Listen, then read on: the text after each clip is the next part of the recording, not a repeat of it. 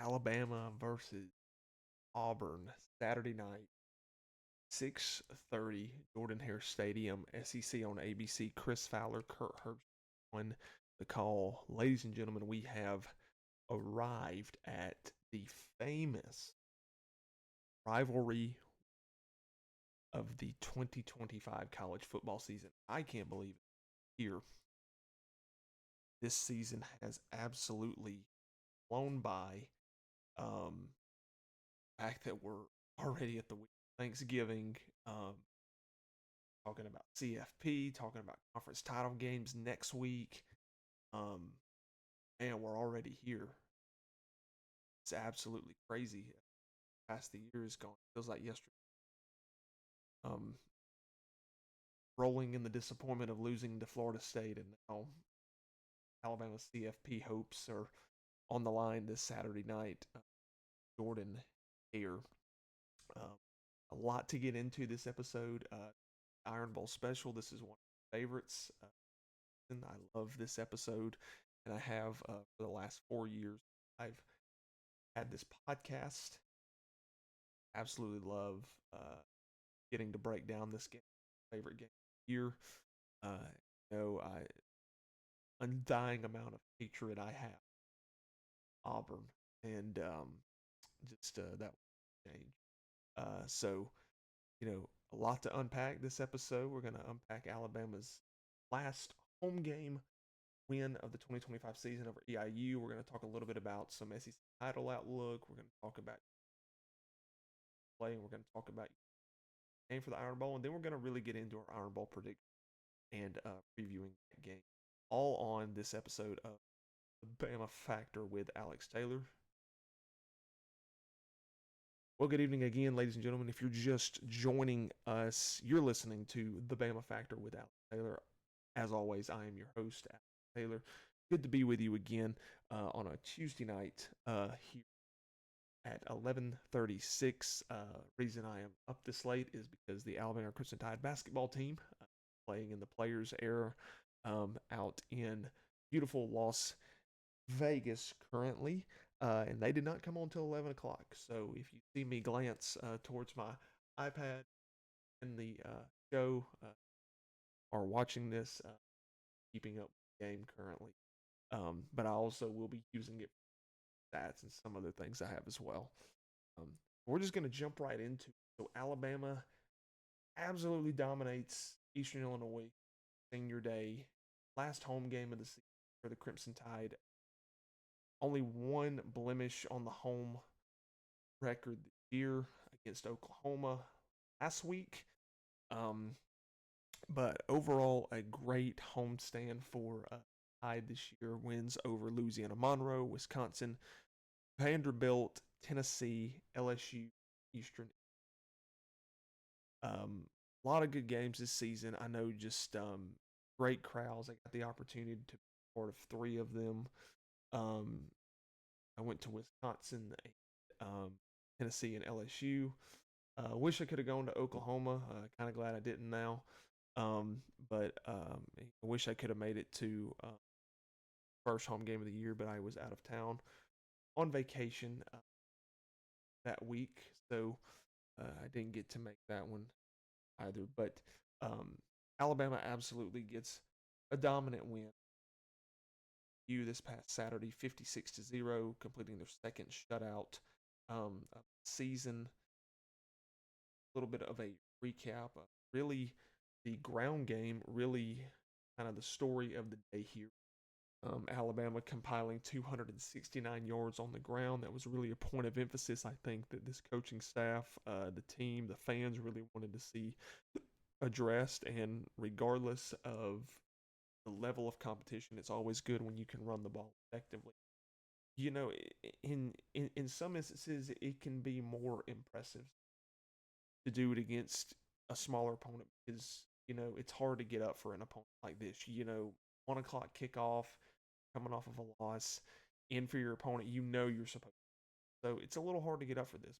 The way that Alabama came out and was really dominating, I think they really came in and took care of business. Jam Miller leading the way, 11 carries, 62 yards, and a touchdown, followed by the true freshman A.K. Deer 9 carries, 45 yards, 2 touchdowns. Kevin Riley getting some good action again, 8 carries, 36 yards, 2 touchdowns. And Austin Mack, 2 carries for 26 yards and a touchdown. Dre Washington had 5 for 20. Richard Young, 4 for 16 and a touchdown. And Daniel Hill, 2 of 14 for a touchdown. All 8 touchdowns coming on the ground. Saturday, no passing touchdowns. Ty Simpson, 11 16, 147. 2 interceptions, didn't play much on play the one half. And Russell looking very smooth, 7 of 9, 78 yards. And Austin Mack, a perfect 5 of 5 for 45 yards. And again, look at the defense. Bray Hubbard having a good day, 4 total tackles. But, a lot of guys playing on that side of the ball. All of them logging it too, with 11 tackles for a loss, 3 sacks. Tim Keenan having a good final game. His career, Tuscaloosa as well. So home game, I should. But again, Alabama just absolutely dominate IU. 32 first downs to domination, 8 of 11 on third down for the Tide, 1 of 11 for Eastern Illinois.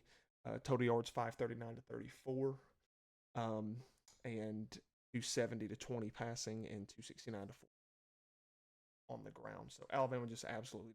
So moving forward to that, Alabama's SEC title outlook currently how it is. It's a little odd.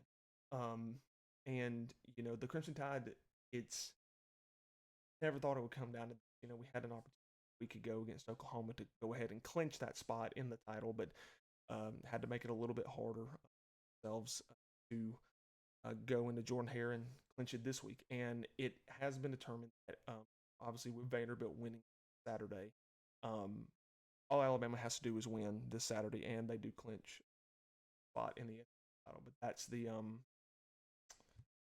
hard part. You got to go do it on the road against your rival in the biggest game of the season. But I think as far as the SEC title outlook, this is kind of a short segment, but has the potential to be Texas A&M if we win. It has the potential to be Georgia if Texas A&M loses. So you could get a rematch of a team we've already beat this year. Very hard to beat a team twice. Or you're looking at playing Texas A&M, a team played 2023. So again, this is going to be a very weekend. There's a lot at stake here. Not only SEC title hopes, but CFP hopes. So that's going to be a big point of emphasis of what this game has to offer. Now, kind of going into what I think is really strength, and I think we've been really relying on South Carolina game, but really what's going to be the strength of this Auburn Saturday. That is the defense. You look at the performance. 34 total yards surrendered. I don't care who the opponent. I don't care that EIU was 3-8. I don't care that you're an FCS. You hold anybody to 2 first down. You let them not even cross the 50-yard line. That's elite. And you force turnovers. You force punt. 1 of 11 on third down. They converted the first third down on the first drive, and they never. They tried a fourth down. They didn't. So they had 2 first downs the whole game. Had 1 on the first drive, first half, and 1 on the first drive of the second. So that was it. Alabama's defense absolutely came to play Saturday. And they really have since then. If you don't believe me, look at a few of the stats, since the South Carolina game. If we really want to look at stats, South Carolina did finish with 333 total yards, but it was the defense that came forcing turnovers. Had a pick 6 in that game. And then if you look 2 weeks later against LSU, who still had a talented team coach, they had a from coach, but still had a very talented offense in terms of that. Look at the team stats. Holding LSU to 232 yards, 59 yards on the ground, only 173, and no touchdown. 5 of 14 third down conversion. And again, if you go back to the Oklahoma game, the defense was not the problem because if you look at the team stat, Alabama 406 total, Oklahoma 212. They held them to 138 passing, 74 yards. So again, 3 of 13 on third down. So again, the defense is absolutely tremendous. And had something from earlier today. So, defensive rankings officially after 11 games. SEC Alabama is first in total team defense currently, so the number one defense in the conference now. And in the NCAA, they are top 10 at 9 in total. So, Kane Womack has 2 seasons taken a brand new scheme. And I know I've heard a lot of fans, I, for one, have been critical at times of the 4-2-5, but this 4-2-5 has really, really come together.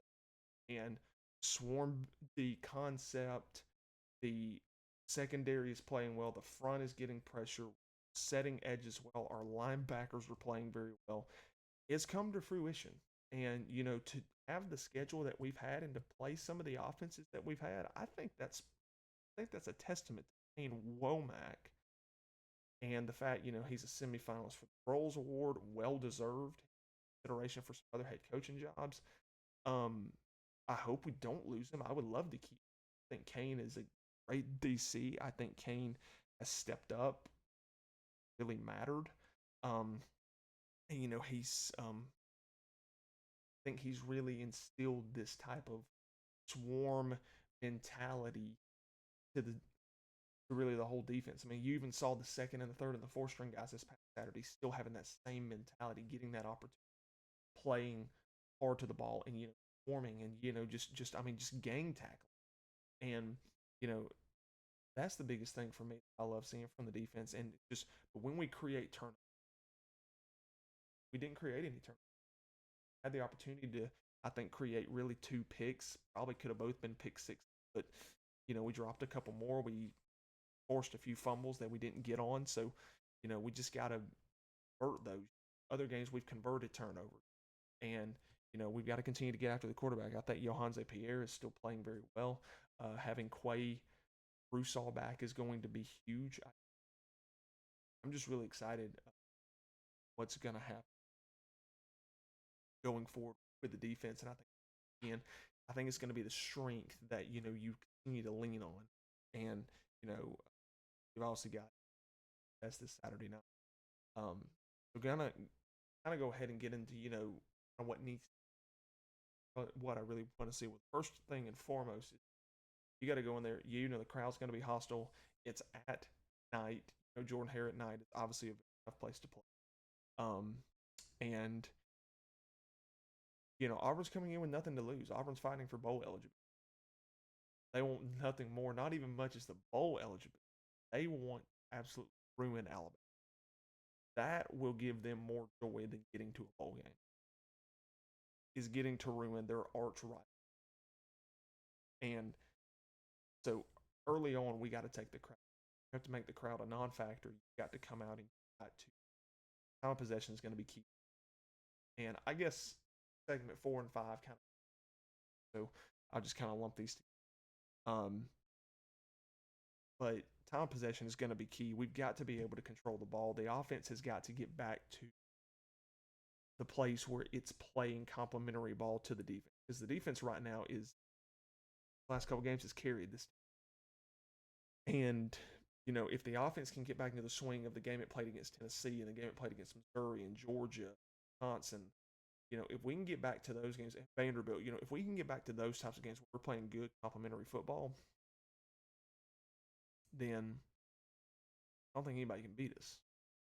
But it all starts with Ty Simpson. Listen to his interview today. He was very candid in what he said, kind of answering the question, what happened to Ty Simpson? What's going on with him? And he said, nothing's going on. Nothing's happened to me. I don't necessarily believe that, but, I just want the first half of the season time. The one that went into Athens, Georgia, played light.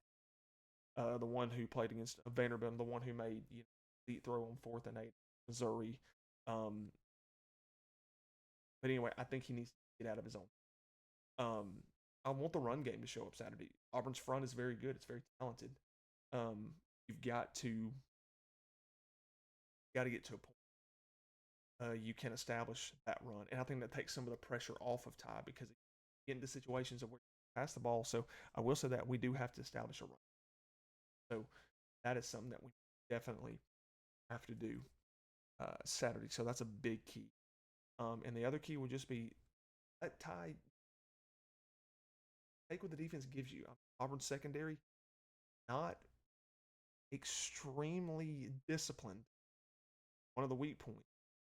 Offensive line holds up. You're going to have time. And for those of y'all that follow the page on it, made a post earlier this saying that Jeremy Bernard is due a legacy. Um, I love Jeremy. I think he's been the lifeblood of our team. I think he's due one this, and I think he is going to have. If I'm wrong, I'm wrong, but I think he's really going to have a breakout game Saturday. I think he turns in an elite. So, um, and I think he's really going to make some serious noise and carry us to a win. I think Ty just needs to lock in. Ty needs to play how he's always played. Don't overthink it. Don't try to be the. Just play within yourself. Fall back to your. All right, and again, we can come out victory here. And the other key is, I kind of alluded to previous segment on the defense is that we got to create turnovers. They do have some very dynamic guys on offense. Daniels has been playing well. Quarterback obviously hasn't played in 3 weeks because last played at Vanderbilt and the loss, but looked very good. He's a senior. He's had a lot of experience, a lot of ball that he's played. And but he played then. He was off last week, or like he was off the week after that. Then he played Mercer, or then he sat against Mercer to preserve his redshirt. And playing against it 3 weeks since he played ball. So who knows? Could be a little bit rusty. Do I expect to see two quarterbacks? Do I expect DJ Durkin play after Deuce Knight? Yes, I most certainly do, because after Deuce has a 6, albeit against Mercer, said about us, doesn't matter the level of competition. He still had a pretty good debut for a freshman. So, and again, look, I might have an undying hatred of Auburn, but at the end of the day, I'm a football fan, and I respect game where game deserves to be respected. So, you know, I wouldn't blow Deuce Knight's performance out of proportion, but to sit there and not say that it's not impressive that the kid's first start and real action in football this year, albeit against an FCS opponent, has a 6 touchdown performance. That's still good. I mean, so I would be ignorant if I said, it's like, oh, like that's not good, or anything like so. But still have an undying hatred. I'm not gonna let that pass, but that's the only compliment you'll get out of me. I'm gonna compliment you and respect game where it. Outside of that, hate your stadium, hate your school, hate the players. I don't screw with Auburn, right? But I do have a lot of Auburn fans. I love y'all. I love y'all, and y'all know I do. But we're gonna go ahead and get into a little more in depth preview and predictions. So Alabama Auburn Iron Bowl Saturday night. Auburn 5-6, 1-6 in the SEC. Alabama 9-2, 6-1 in the SEC. Auburn wins, headed to postseason play, bowl eligibility for the first time in 4 years. Alabama wins, punches their ticket to Atlanta next Saturday, either against Texas A&M or Georgia, or potentially Ole Miss.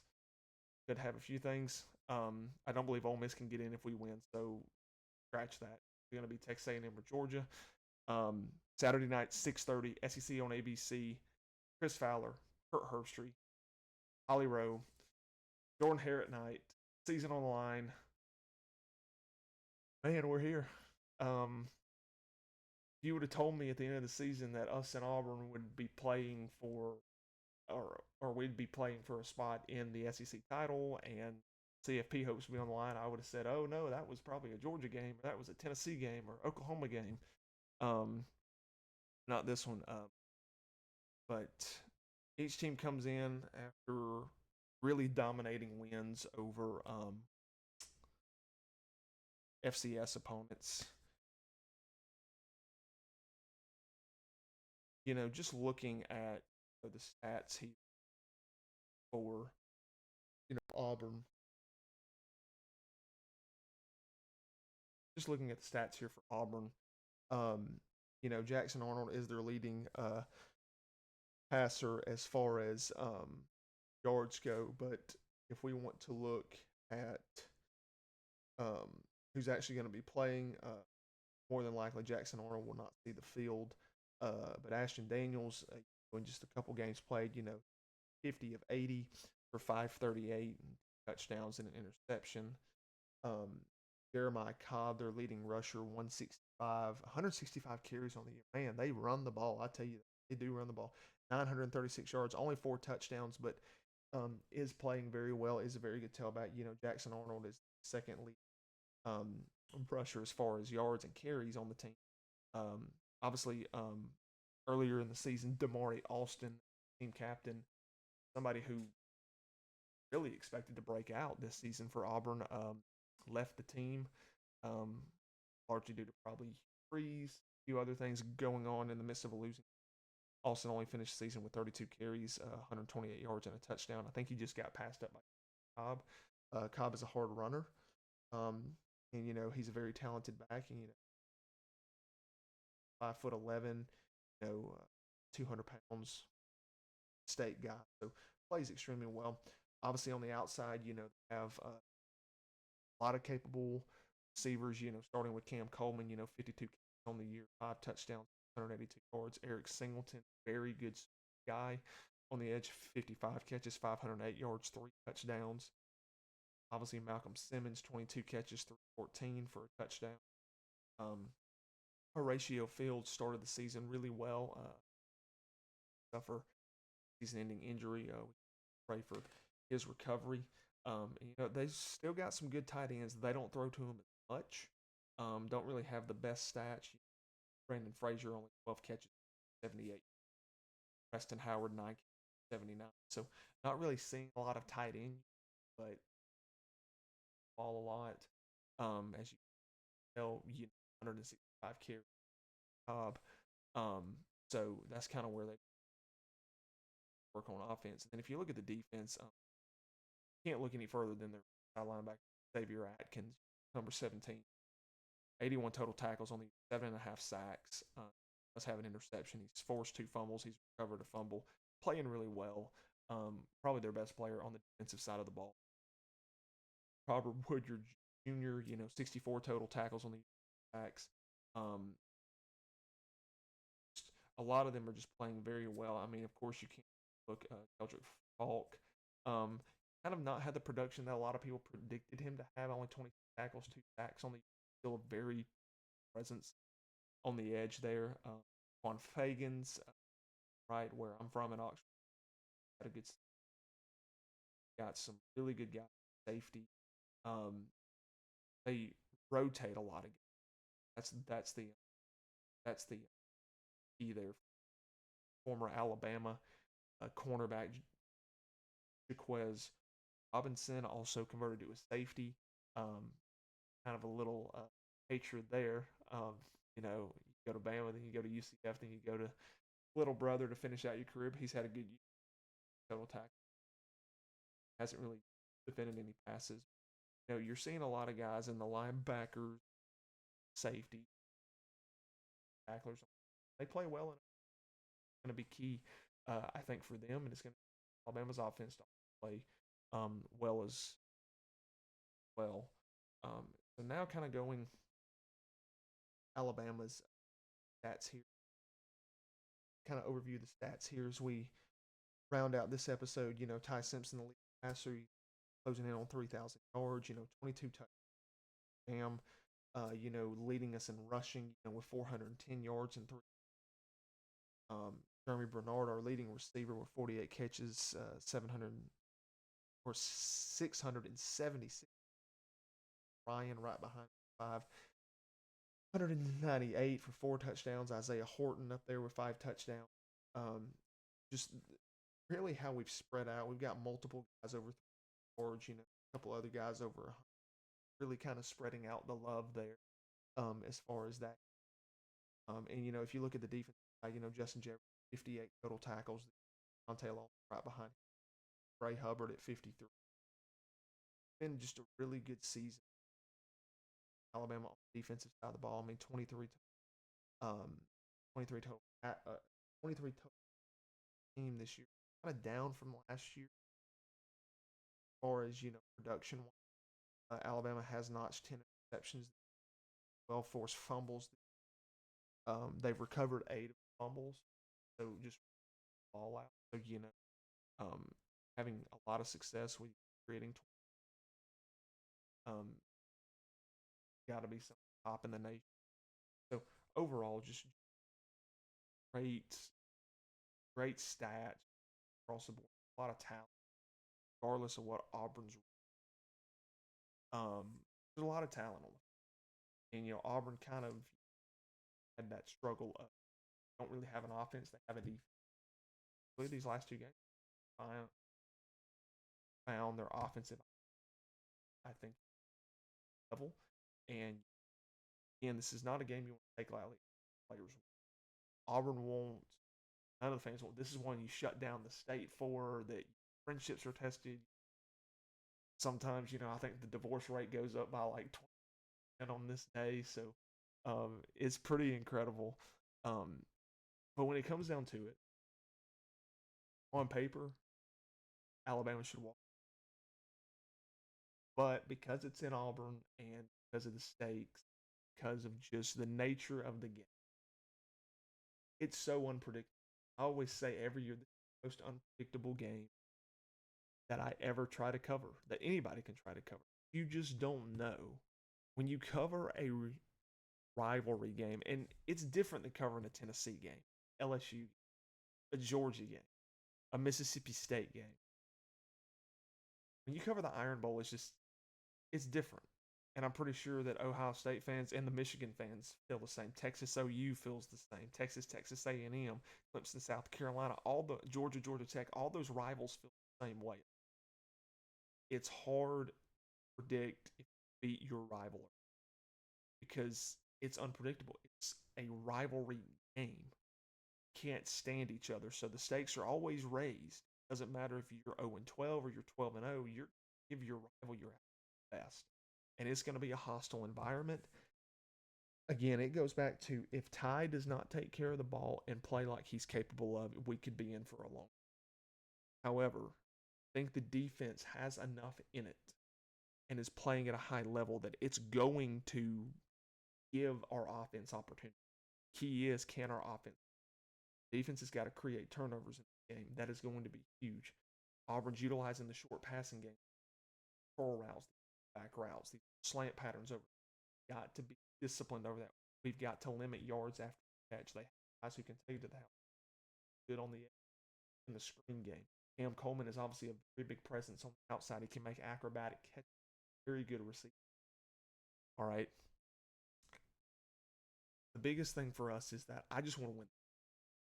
I just want a ball game. That is key. But I think if the defense shows up and does what they're supposed to do, I think this is a low scoring.